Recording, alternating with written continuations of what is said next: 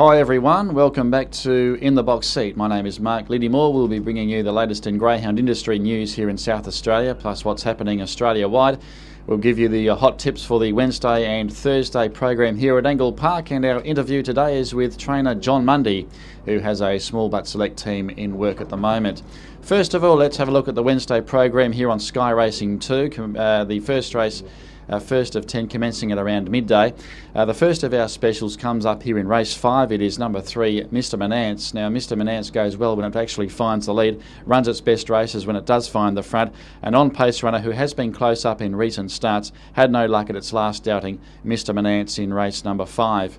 Our other special comes up in race 10. It is number 4, Sunny Boy Love for trainer Ken Gill.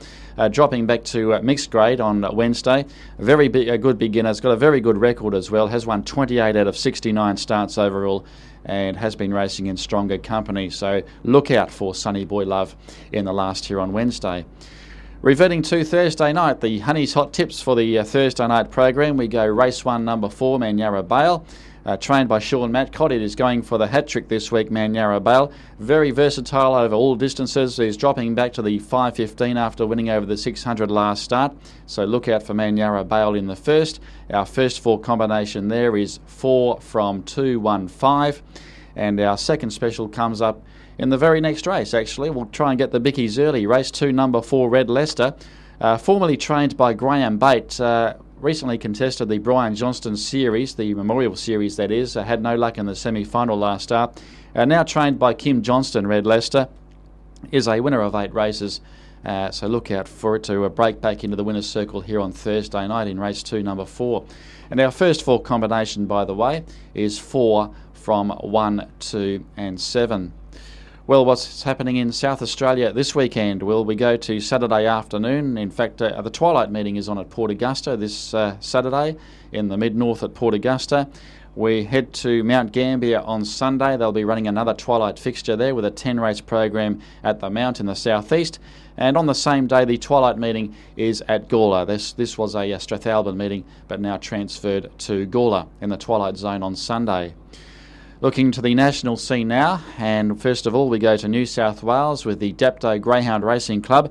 The Winnebago Puppy Classic continues on there. The semi-finals to be run this Thursday night. That final is worth $50,000 on Thursday week, the 9th of December. We go to Queensland, the Brisbane Cup. The Group 1 Brisbane Cup is on there. That race is worth $55,000. That's to take place at Albion Park this Thursday night. Back to New South Wales now. Wentworth Park, the Summer Cup Series being run for the Stayers over the 720 metres. It's a Group 2 race. That final is coming up this Saturday night, the 4th of December. The race is worth $25,000. We go to Victoria, the Ballarat Cup to be run on Wednesday week. The heats to be run this Wednesday. That final is worth $30,000. It's a Group 2 race on Wednesday week, the 8th of December. That's at Ballarat. And in New South Wales, we go to the Gardens, the Woy Woy Poultry St Ledger. That final to be run on Wednesday week. The heats to be run this Wednesday, but that final is worth $15,000. What's coming up in South Australia? Well, we've got the Brian Johnston Memorial this week, and it is worth $20,750. We had the semi-finals run last week, so look out for that. The Brian Johnston Memorial, that is coming up this Thursday night at Angle Park. And we'll wind it up with the in-the-box seat selection for this week, and it is race 6, number 3, General Anders. That's on Thursday night. General Anders has been a very promising chaser, has won 2 of its last 3 starts. It has gone 29.92 and also 29.95. Had no luck last start, so look for it to return to the winner's circle here on Thursday night. Race 6, number 3, General Anders. Our guest on the show this week on In the Box Seat is trainer John Mundy, who has a small but select team in work at the moment. So we welcome John to the show. Thanks for joining us. Thank you, Mark. Pleasure. First of all, we'll talk about the new greyhound on the block at the moment, Brahma Boy, who is not yet 2 years of age, but seems to be doing a wonderful job for you at the moment. Yeah, very exciting proposition. We put him into the Derby series. Thought he might have just been in with a shout in the final on the heat times. Unfortunately, picked up an injury just before the semis. But he's back tonight, back in work, and needs a couple of races under his belt, but I'm sure he'll be back to his best. Tried him over the 400 at Gawler there for a couple of starts, had 2 victories, stepped up to the 5.15, went 30 and 12. Obviously, you knew you had a handy one on your hands then. Yeah, definitely. It's a good start for the young ones of the 400 at Gawler. So we're very pleased to have that sort of facility here in SA now. And he grew with that, and he let us know when he was ready for the 500. So yeah, we're glad that he's made that distance. Obviously. How did you come to acquire the greyhound in the first place? I used to train up in Queensland for 2 or 3 years. Moved up there from South Australia originally, and become pretty close friends with Reg Kay. He's one of the better trainers up there, and I acquired this pup from Reg. Okay, he's by Pure Octane. Another greyhound by Pure Octane is Bellally Boy. Seems to be around the mark in recent outings. Yes, he's taken a little while to get the 500 distance, a little bit longer than the other fella. But yeah, look, he's bred out of a local bitch called Madam Lash, who done very well on the local circuit, won the Strathalbyn Cup. So again, we're very pleased to have him given to us to train. Yes. Another greyhound in your care at the moment is Bobby D, a very consistent performer. Bobby D's an old fella. He's still going quite well. We're very pleased that he's achieving what he can at this stage. It's probably as far as he can go now. But he's over 4 years old, and we're still very pleased with the way he's performing. Hopefully 6 more months we'll get out of him. He's had a few trainers along the way, hasn't he? He has, yeah. He was mostly up in New South Wales. He's actually a little brother to Snoz, who also seems to be going well at this particular age. And nowhere near as good as Snoz, unfortunately. But yeah, we're very pleased to have had him in our kennel. He's been a good bread and butter dog for us. Another one that's very handy over the short journey, Carmaz, has got a very good record up at Gawler. Has stepped up to the 515 here recently with a victory at Angle Park, but he seems to go for the shorts. Yes, he does tend to struggle the last 50 metres over the 500.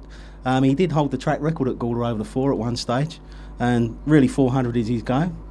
But there's being up in Grade 2 at Gawler, he found it very hard to get starts. So we did switch him to Angle Park, and look, he's been competitive and run places. Okay, you've been in the greyhound industry for many years. Like you mentioned before, you did have a stint up in Queensland. That must have been a bit of an experience. It was a great experience, and lots of friends made up there with the different trainers, and still friends today. Had a couple of handy dogs up there, Highbury Raider, which we actually bred in South Australia and took up there to race. That was out of a local sire called Oak Raider, and he done very well for us. Went through the one of the big maiden classics there in very good style. Got pips in the final, a very strong final. Competitive dogs like Power to Burn was in that particular series. So yeah, he done well. Another dog called National Still had the track record at the Gold Coast for a little while. So yeah, great times up in Queensland. What are some of the best greyhounds you've trained? I think probably prior to our move up to Queensland, where we had what we named the Highbury dogs, and we had Highbury Premier, who represented the state in the national sprint. We had Highbury Gunner, Highbury Red. There was a whole range of Highburys that performed very consistently. Any other greyhounds in the kennel worth following at the moment?